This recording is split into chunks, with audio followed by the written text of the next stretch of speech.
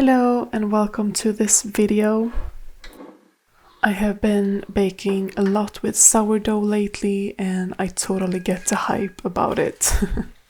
I've always been a bit scared of the process with sourdough, but honestly it's so easy. Especially when you make a sourdough start using an already active ingredient. I used water kefir. I've been making water kefir for a while and I read that it's perfect use for sourdough.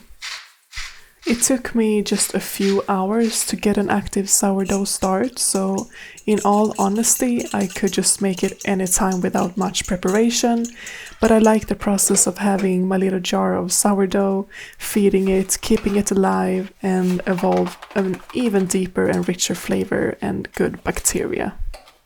Never have I ever baked or tasted a better bread than a homemade sourdough bread.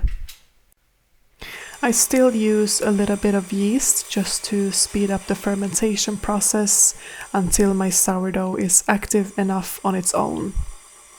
I will leave the recipes down below, but they are totally made up and I just follow my gut feeling or adjust the consistency that I want with either more flour or water. It's just really simple like that. I like my dough pretty wet and sticky. I wet my fingers with water to stretch and fold 2 to 3 times with 30 minutes between until it's bouncy to the touch and has bubbles.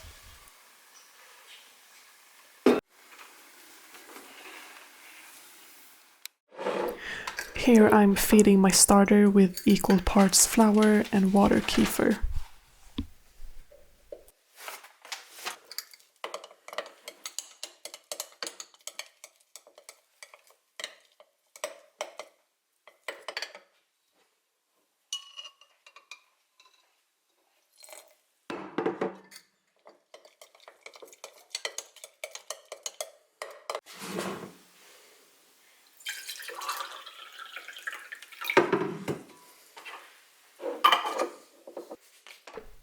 The first time I stretch and fold, it's very sticky. I do this to form gluten since I will not need this dough. You will later on see all the gluten that has formed. This also lets in air to create gas bubbles and creates a fluffy bread with these beautiful holes in it. I just go around all sides, grabbing from the bottom. This dough that has rye in it is usually harder to stretch. It's just more dense, while the dough with just the white flour has another stretch to it and it doesn't stick to the fingers as much.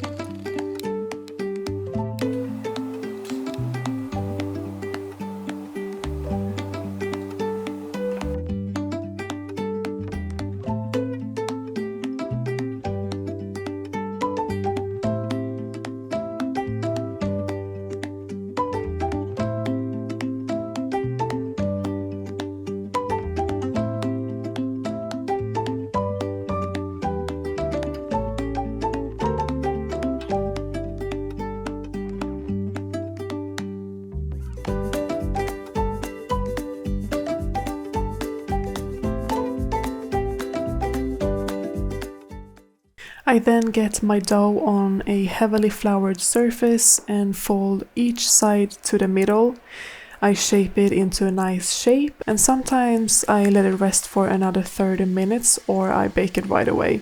I know that it gets an even better crust and color if you put ice or water in the bottom of the oven to create steam, but I've had a problem where the steam makes dents in the bottom of the oven tray that makes the bread jump slightly and creates a crack all around it. When this happened, I didn't bake the bread in a tin or a form. It still turned out great, but I'm experimenting. This time I used a Dutch oven and a loaf tin.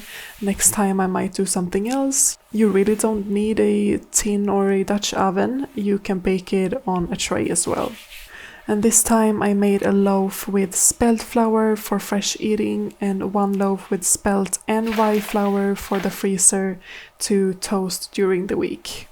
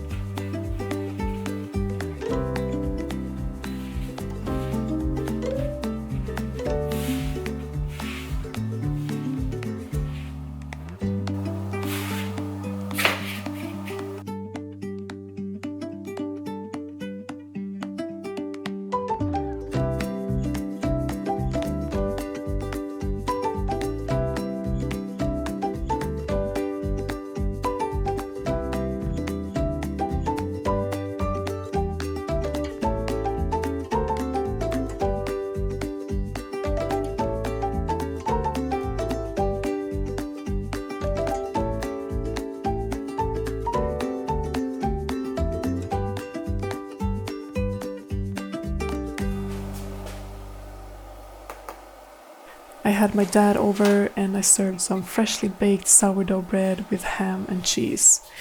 Not bad, he said. It was delicious.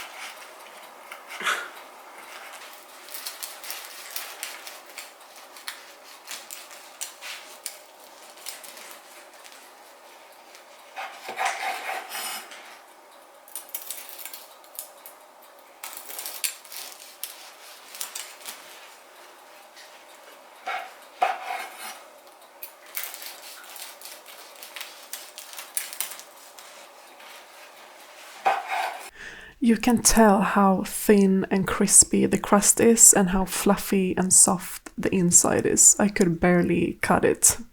I'm just so in love with sourdough bread now. Another thing is how long it stores. It stays moist for up to a week, while a bread I used to make went dry after 1 to 2 days. It does lose its crisp after a few days, but that's why we keep one for roasting. Although some people really like when the edges are a bit more chewy.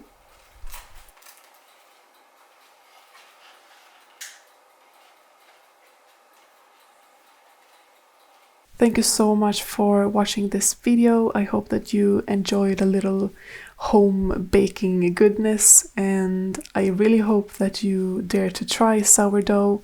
It's just so worth it, I promise you. And please comment down below if you are a fan of sourdough and what your favorite recipe is, so that I can try it out. Leave a like if you enjoyed this video and subscribe for more. Take care, bye bye!